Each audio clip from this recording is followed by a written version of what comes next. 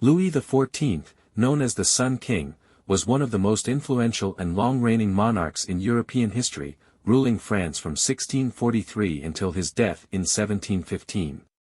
Born on September 5, 1638, to Louis XIII and Anne of Austria, his birth was considered a divine blessing after years of his parents' struggles to produce an heir. When Louis XIII died in 1643, the young Louis XIV, only 5 years old, was officially crowned king, though real power was held by his mother, who ruled as regent, and her chief minister, Cardinal Mazarin. This period was marked by the Fronde, a series of civil wars between 1648 and 1653, in which rebellious nobles, regional parliaments, and even commoners sought to limit the power of the monarchy. Forced into exile at times during the unrest, Louis developed a deep mistrust of the nobility and a firm belief in the necessity of absolute rule. When Mazarin died in 1661, Louis, at the age of 22, astonished his court by announcing that he would rule without a chief minister, asserting his personal control over the state. He is famously credited with the phrase, "L'état, c'est moi, I am the state," which, while likely apocryphal, accurately reflects his vision of centralized, absolute monarchy.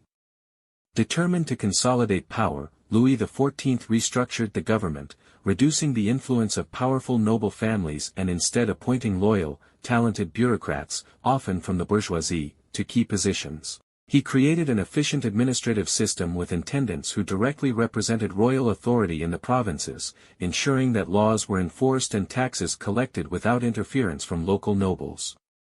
One of his greatest financial strategists, Jean-Baptiste Colbert, reformed the economy by implementing mercantilist policies, expanding industries, and promoting overseas trade. Under Colbert's guidance, the state built roads, canals, and improved ports, while also developing a strong navy. These policies aimed to make France self-sufficient, enrich the crown, and sustain Louis XIV's ambitious military campaigns. Determined to elevate France as the dominant power in Europe, he engaged in nearly continuous warfare. His military reforms, led by figures such as the brilliant strategist Marquis de Vauban, created one of the most formidable armies of the time. Louis waged the War of Devolution, 1667 to 1668, against Spain, securing key territories in the Spanish Netherlands. He followed this with the Franco-Dutch War, 1672 to 1678, initially achieving victories against the Dutch Republic, though the war ultimately resulted in a costly and inconclusive peace. The 9 Years' War, 1688 to 1697, pitted France against a coalition of European powers determined to curb its expansion, leading to a draining conflict that strained the economy. The final and most devastating conflict of his reign was the War of the Spanish Succession, 1701 to 1714, triggered by Louis XIV's claim to the Spanish throne for his grandson, Philip of Anjou.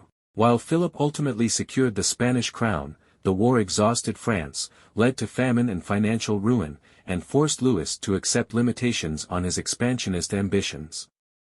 Beyond his military endeavors, Louis XIV was a tireless patron of the arts, commissioning grand works in literature, painting, sculpture, and theatre. Under his reign, France saw the flourishing of figures like Molière, Racine, and Lully, while the French Academy established standards in language and the arts that would influence European culture for generations. His most extravagant project was the transformation of a modest hunting lodge into the spectacular Palace of Versailles, a symbol of absolute monarchy.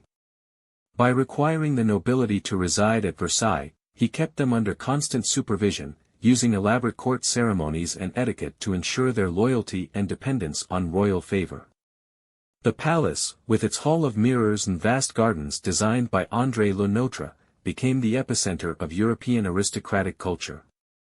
However, his policies also had darker consequences. His revocation of the Edict of Nantes in 1685 led to the persecution and forced exile of hundreds of thousands of Huguenots, depriving France of skilled workers and damaging its economy.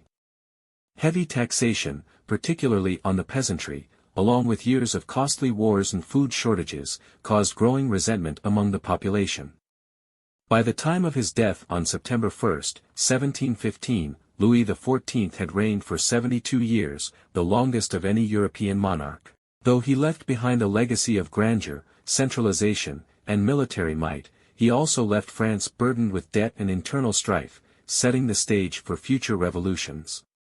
Despite this, his reign established France as a dominant cultural and political force, and his model of absolute monarchy influenced rulers across Europe for centuries.